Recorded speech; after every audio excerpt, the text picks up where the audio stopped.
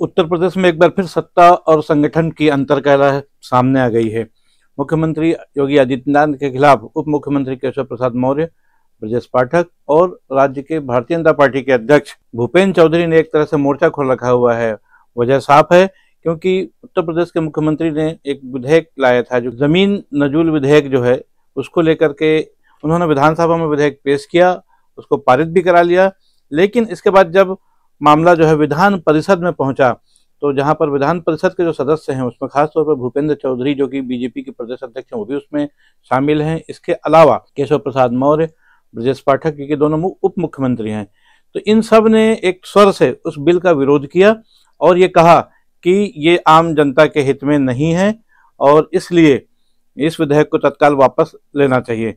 बहरहाल इस मामले को देखा जाए तो नजूल जमीन विधेयक जो है एक बार फिर उत्तर प्रदेश में जो भारतीय जनता पार्टी के अंदर की जो अंतरकलह है उसको उजागर हो रही है इस घटना की वजह से।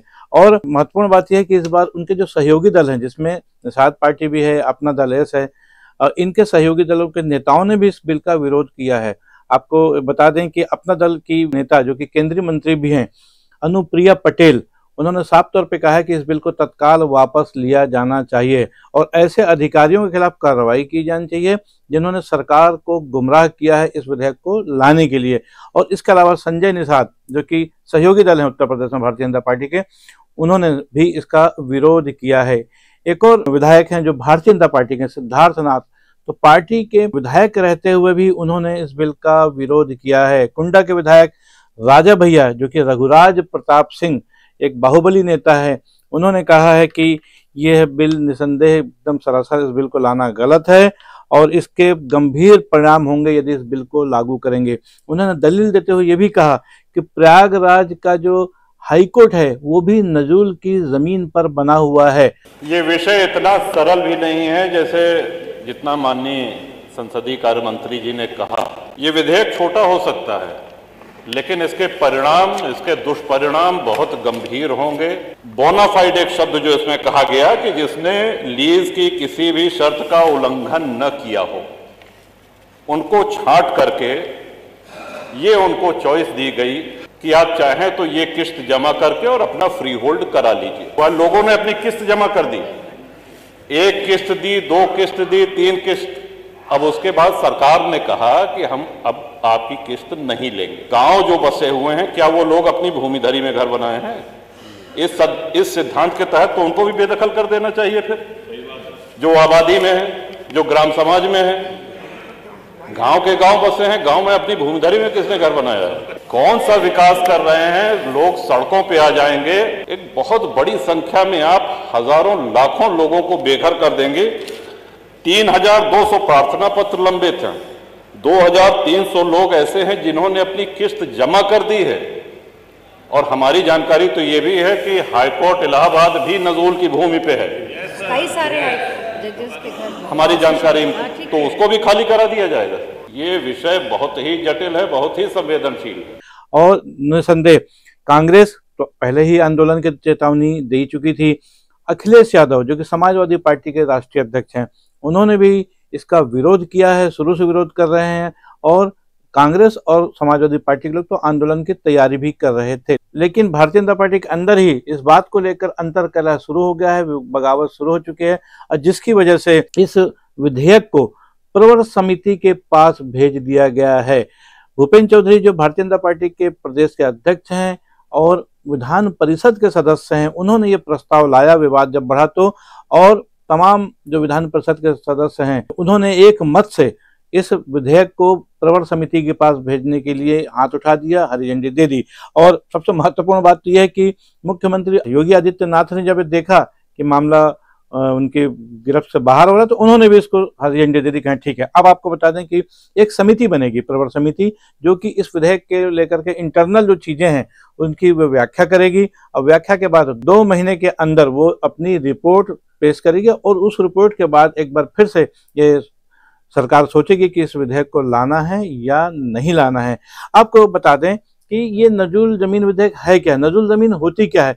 तो जो लोग नहीं जानते हैं उनके बारे में मैं बता दूं, जो भी जानकारियां सामने आ रही हैं वो ये है सीधे सीधे कि अंग्रेजों के शासनकाल में जब जो राजा महाराजा होते थे जो कि अंग्रेजों से संधि नहीं करते थे, उनके सामने झुकते नहीं थे, तो अंग्रेज उनसे लड़ाई करके उनकी ज़मीनों पर कब्जा कर लेते थे और ऐसा करके उन्होंने पूरे हिंदुस्तान में कब्जा कर लिया था। लेकिन जब 1947 में आज़ादी की लड़ाई के बाद जब अंग्रेज वापस गए तो सब ज़मीनें छोड़ गए। इसके बाद सरकार ने जिन ज़मीनों के कागजात जो पुराने रजवाड़े के जो लोग थे जो दिखा पाए, उनको उनकी ज़मीनें वापस कर दी गई। मतलब जो दावा किया कि भाई हमारी ज़मीन थी, अंग्रेजों ने हमसे ले ली थी, ये हमारे दस्तावेज हैं, तो दस्तावेज जिनके थे उनको ज़मीनें वापस कर दी गई। लेकिन ऐसे लोग जिनके पास ज़मीनों के कोई कागजात नहीं थे, जो दस्तावेज नहीं दिखा पाए, ऐसी ज़मीनें जो है सरकार ने अपने पास रख ली और यही ज़मीन वो है जिनको नज़ूल की ज़मीन कहा जाता है। नज़ूल की ज़मीन पे एक बात और भी कि इसमें राज्य सरकार के अधीन होती है। आपको जानकारी है सब लोगों को इस बात को कि हर जिले में सैकड़ों ने हजारों एकड़ नज़ूल की ज़मीन आज भी है और जिनका उपयोग शासन समय समय पर करता रहता है। हालांकि इस बिल को लाते समय उत्तर प्रदेश के मुख्यमंत्री योगी आदित्यनाथ ने भी कहा था कि हम इसमें जन विकास के कार्य करेंगे। आपको ये भी बता दें कि जो ज़मीनों के पट्टों का मामला आता है, जब ज़मीन के पट्टे दिए जाते हैं देखा जाए तो वो भी जो नज़ूल की ज़मीन रहती है उस पर जो लोग गरीब परिवार जो जिनके पास कोई आशियाना नहीं होता, जिनके पास पैसे नहीं होते, वो लोग नज़ूल की ज़मीनों पर अपना अस्थायी आवास बना लेते हैं और छत छुपाने के लिए धीरे धीरे उसमें कुछ न कुछ कंस्ट्रक्शन हो जाते हैं और ऐसे ज़मीनों पर सरकार अपने राजनीतिक लाभ के लिए भी पट्टे दे देती है। नज़ूल की ज़मीनों को लीज पर देने का भी प्रावधान राज्य सरकारों ने बनाया हुआ है। जिला कलेक्टर के माध्यम से हर जिले में कलेक्टर लीज पे देने की भी परंपरा है और ये लीज जो है 1 साल से लेकर के 99 साल तक के लिए दी जा सकती है। बहरहाल तो ये नज़ूल की ज़मीन के मायने हैं जिसको लेकर के विवाद चल रहा है।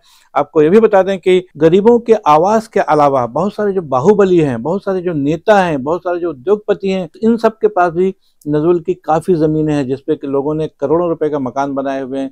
मतलब करोड़ों की ज़मीन पर जिनका कब्जा है। निसंदेह इस विधेयक के आने से उन सब को भी अपने उन कब्जों से, उनके जो आधिपत्य में जो ज़मीनें हैं उनको हाथ धोना पड़ेगा। शायद यही कारण है कि भारतीय जनता पार्टी के नेता भी इसका विरोध कर रहे हैं कि कहीं ना कहीं सब के सब प्रभावित है। नज़ूल की ज़मीनें सबके कब्जे में, चाहे वो भारतीय जनता पार्टी का नेता हो या कोई कांग्रेस का हो, चाहे किसी भी पार्टी का हो। बहरहाल जो बाहुबली है उसके पास नज़ूल की ज़मीनों पे काफ़ी अच्छा खासा कब्जा है। लेकिन यहाँ पर हम बात कर रहे हैं कि सरकार के अंतर्विरोध की। तो नज़ूल की ज़मीनों का ये मुद्दा है फिलहाल गरमाया है, उत्तर प्रदेश में ज़बरदस्त राजनीति हो रही है और इसमें देखा जाए तो एक बार फिर योगी आदित्यनाथ अलग थलग पड़ गए हैं और विधानसभा में विधेयक पास होने के बाद जिस तरह से विधान परिषद में ये बिल जाके अटक गया है, उससे एक बार फिर ये बात साबित हो गई है कि उत्तर प्रदेश में सत्ता से बड़ा संगठन है। क्योंकि योगी आदित्यनाथ के फैसले के खिलाफ जिस तरीके से भूपेंद्र चौधरी जो कि भारतीय जनता पार्टी के प्रदेश अध्यक्ष हैं, दोनों उप मुख्यमंत्री